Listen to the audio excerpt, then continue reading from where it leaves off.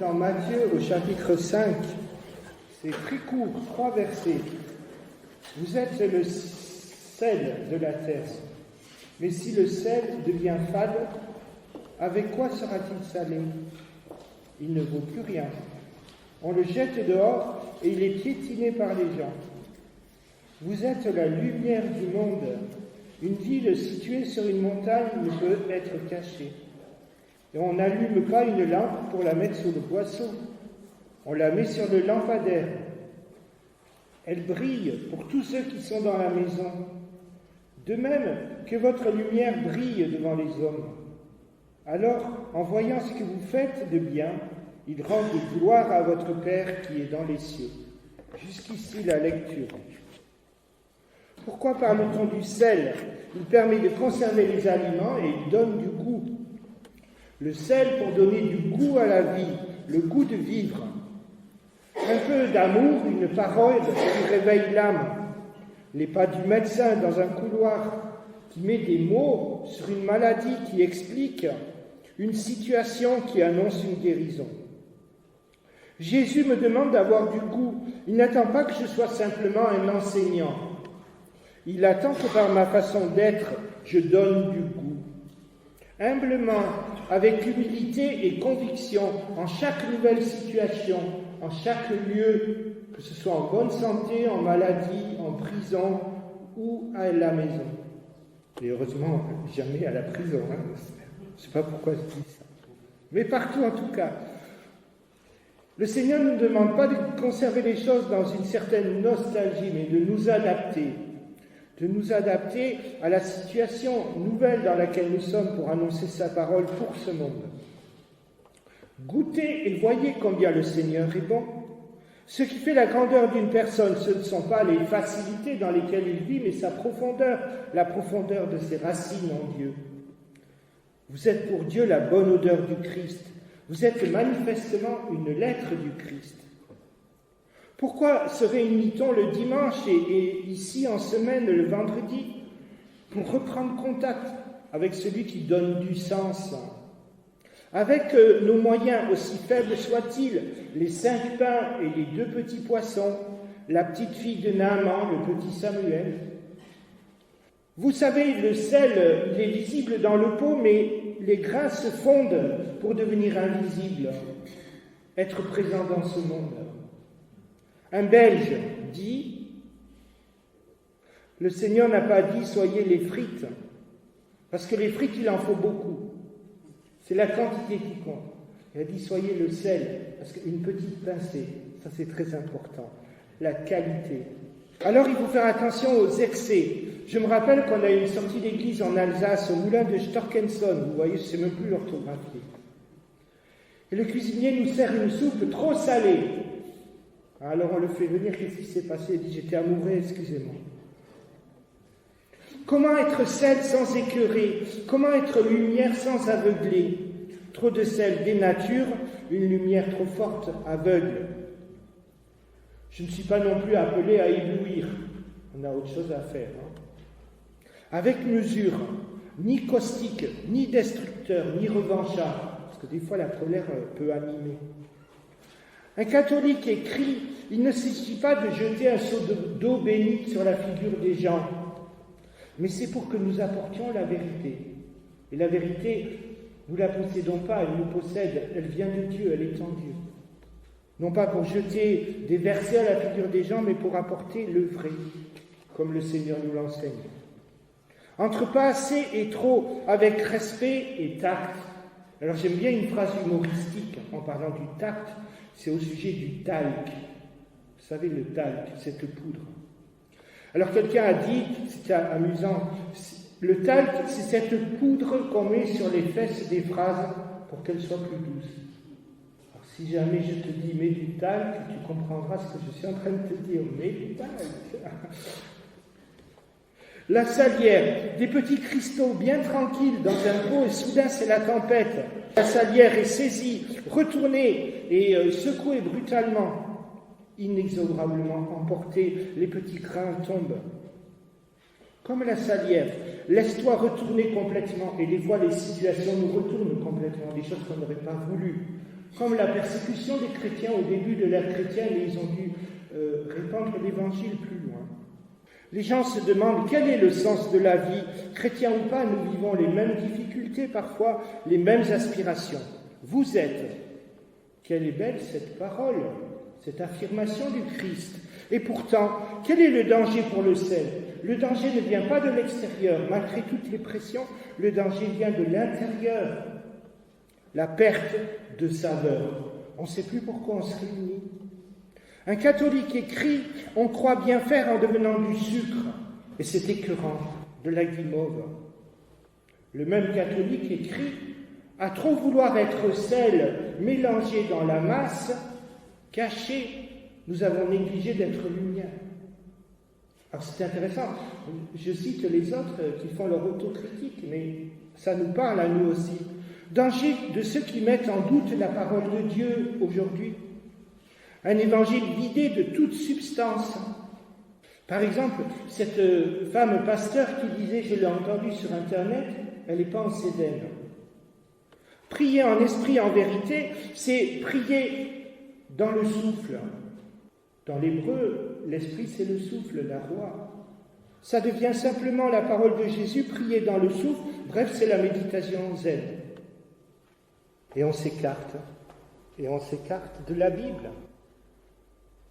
L'Église attaquée, faut-il craindre que l'Église soit surveillée? Faut-il craindre que les églises soient fermées? Mais l'Église se saborde très bien toute seule de l'intérieur parfois. Vous avez entendu parler du wokisme, c'est-à-dire être éveillé, mais quel endormissement, c'est le jeu de certains intellectuels qui s'amusent à déconstruire la famille, la société, la Bible, l'Église. Le même pasteur dont je parlais tout à l'heure, avec une robe pastorale d'enseignant, dit « On vous a longtemps enseigné dans l'Église que Jésus était mort pour nos péchés. Mais les progrès de la science, alors je me demande en quoi les progrès de la science invalident cette doctrine, mais les progrès de la science et les lectures nous montrent que ce discours n'est pas vrai. » C'est un pasteur en robe qui dit ça. Mais seulement Jésus est venu nous dire qu'il faut croire en l'amour. Il faut qu'elle arrête.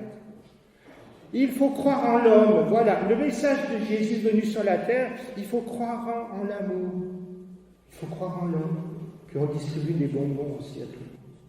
Croire en l'homme, mais c'est une absurdité quand on voit la guerre aux frontières de l'Europe. Croire en l'homme, si Jésus est venu sur la terre pour dire qu'il faut croire en l'homme, il aurait pu très bien le dire du haut du ciel. C'est justement parce qu'on ne peut pas croire dans le salut par les hommes que Jésus s'est incarné pour nous sauver. Le seul qui puisse nous délivrer, c'est Dieu.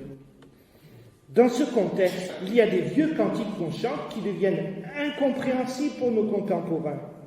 Il n'y a pas longtemps, j'ai célébré les obsèques ici, c'était les obsèques d'Irène. Et la famille avait choisi ce cantique à l'agneau de Dieu. Mais pour les gens aujourd'hui, ça ne veut rien dire, puisque tout est amour. Puisque Jésus n'est pas venu mourir sur la croix pour porter nos péchés, mais juste pour nous dire qu'il faut s'aimer. Et elle est pourtant tellement vraie, cette parole de cantique couverte par le sang de l'agneau. Est-ce que les gens comprennent ce que ça veut dire? Lui, le seul juste, qui a porté les conséquences du péché, de notre péché, et qui nous rend Dieu de nouveau accessible. Non pas que je sois meilleur que les autres, mais parce que couvert par le sang de l'agneau, le seul juste qui a donné sa vie. Un catholique, celui de tout à l'heure, nous dit « Beaucoup pensent que le service social, c'est la lumière du monde. » Dans l'Église catholique, ce catholique dit, il fait l'autocritique de son Église, c'est pas moi qui critique l'Église, c'est lui, et c'est intéressant. Nous nous sommes cantonnés au service social et au sacramentel. Dans l'Église catholique, il dit, nous faisons que du social et du rite. Mais nous n'annonçons pas le sens des choses. Alors bien sûr, c'est caricatural, mais c'est intéressant. Parce que tous les catholiques ne sont pas comme ça, heureusement. Et il y a beaucoup de bonnes choses qui sont enseignées dans l'Église catholique en ce moment. Mais à se cantonner au service social et au sacramentel, alors on rate quelque chose. Est-ce que vous pensez que les prophètes se cantonnaient à cela seulement? Alors on dit, être sel et lumière du monde, voilà ce que c'est. C'est sourire. Ah ben dis donc, on n'ira pas loin. Si je vais voir mon cancérologue qui me dit il faut croire en la guérison, je te fais un sourire. Vous croyez que ça c'est traiter la maladie? On a dit des petites choses, un peu de lumière, un peu de sel, sourire, rendre les gens heureux. C'est sympa. Qu'est-ce qui rend vraiment heureux, qui apaise vraiment le cœur? Il faut révéler aux gens leur beauté. C'est sympa. Quitte à tricher un peu. Il faut révéler la beauté du monde. Montrer de nouveau à l'homme qu'il est bon. Il faut croire en l'homme. Ah ben alors là, c'est persistant. On a dit des petites choses, mais la lumière, c'est fait pour éclairer et pour décrire avec précision les choses. Le mal par son nom, et le bien aussi par son nom. Je vais vous citer quelque chose de tout à fait intéressant. C'est dans les années 30, c'est Dietrich Bonhoeffer à la montée du national-socialisme, du nazisme en Allemagne.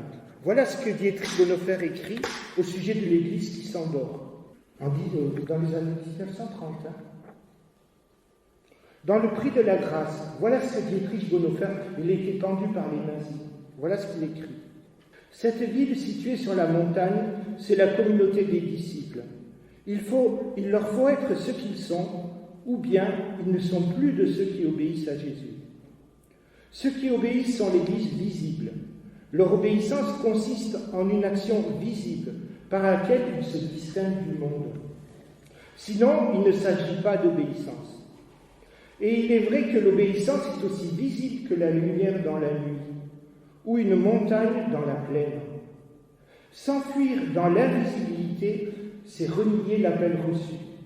Le boisseau sur lequel l'Église visible cache sa lumière peut aussi bien être la crainte des hommes, et on le comprend à l'époque de la montée du nazisme, peut être aussi bien la crainte des hommes qu'une certaine façon consciente de se conformer au monde, préférant à une évidence pharisienne une humble invisibilité sous forme d'une absorption totale par la conformité au monde.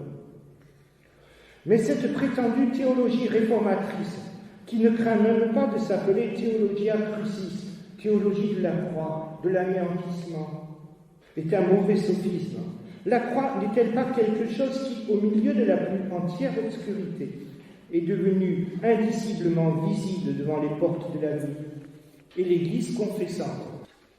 Une chapelle située sur une colline ne doit pas être cachée. Pour nous, l'expression « mettre son grain de sel », c'est négatif, n'est-ce pas? Il a encore mis son grain de sel, pas pour Jésus-Christ. Pour être lampe ou phare dans la nuit, il ne faut pas avoir peur du vent et de la pluie. Un petit rien peut-être, mais qui contient en son sein toute la puissance de Dieu, tout son amour et la vérité. Vous êtes le sel de la terre. En d'autres mots, vous êtes le ciel de la terre. Vous avez rencontré certainement de ces chrétiens qui vous apaisent. Vous êtes bien à côté d'eux, parce qu'ils ont trouvé la lumière. Le sel, le soleil, la mer, j'arrive forcément. La Canaan, c'est là où j'aurais voulu vivre mes vieux jours, mais on ne sait pas. Un vieux proverbe latin disait « Il n'y a rien de plus utile à la santé que le sel et le soleil ». Note, le sel, tu ne le fabriques pas, c'est un don de Dieu, c'est un don de la création, mais il nous faut tout de même des sauniers, ceux qui récoltent le sel. Le sel, c'est le fruit de la parole et du vécu avec Dieu. Quelqu'un écrit « Tant mieux si une lampe est belle », mais ce n'est pas le plus important. Une vie toute démontée et qui a la lumière dedans, c'est beau. Il y avait une sœur de Horodberg au-dessus de Münster qui disait « Une lampe toute pétée parce qu'elle a été cabossée par la vie à 1000 morceaux, et ça fait des jolies lumières parce qu'il y a plein de morceaux différents à l'intérieur. » En effet, la lumière n'est pas faite cependant pour qu'on la regarde, mais pour qu'on retrouve son chemin. La lumière est faite pour qu'on retrouve son chemin. Mettre son grain de sel, en fait, ce n'est pas si discret que ça, vous avez qu'à voir la tête des gens. Ça se voit. Défi par rapport à des éléments de langage répétés à longueur de journée. Des gens qui osent affirmer des choses qui sont contraires à la Bible avec beaucoup d'autorité, qui ne prennent même pas le temps de démontrer par la Bible. Alors que nous, on va montrer, on va chercher par la Bible le chemin de la Bible. Eh bien, dire une parole qui a du sens, et souvent ça passe par le questionnement. Face à quelqu'un qui affirme avec beaucoup d'arrogance, questionner ce que Jésus fait. Au fait, j'ai une petite histoire. Il y avait un homme qui se promenait sous le soleil, son chameau, son âne. Qu'est-ce que tu en penses ? Éclairer l'autre pour qu'il voie et qu'il fasse le bon choix. On ne peut pas faire le choix pour l'autre, mais éclairer pour que l'autre comprenne mieux la situation et qu'il puisse faire le bon choix pour qu'il se relève. Vous êtes, Jésus ne dit pas soyez, c'est très important, n'est-ce pas ? Et ça change tout. Dans les béatitudes qui sont le texte juste avant, qu'on trouve juste avant, Jésus ne dit pas heureux serez-vous si, on retrouve de nouveau le présent. Il dit heureux celui ou celle. C'est au présent, tout cela, être celle, être heureux, c'est au présent, en ce moment. Regarde le texte, suit directement les béatitudes, c'est qu'il y a un lien entre les deux. Vous êtes, qui sont ces vous ? À qui Jésus dit-il cela ? À des forts, à des personnes déjà arrivées ? Non, il le dit à ceux qui sont faibles. Heureux, ceux qui se savent faibles en eux-mêmes. Vivre les béatitudes, c'est être sel et lumière du monde. Les béatitudes elles-mêmes renversent toutes les idoles politiques, les idoles qui arrivent au dernier moment en disant nous, on est le Messie, on va sauver. Être sel et lumière, c'est accepter de vivre donc selon les valeurs d'humilité, de douceur, de pureté, de justice. Et vendredi, quelqu'un a dit il y a du travail. C'est être artisan de paix, persécuté à cause de son nom, et bien que le Seigneur nous maintienne comme témoins dans l'amour, sans oublier dans la vérité, sans oublier donc dans la justice de Dieu, à l'image du Christ, dans l'amour et dans la vérité. Amen.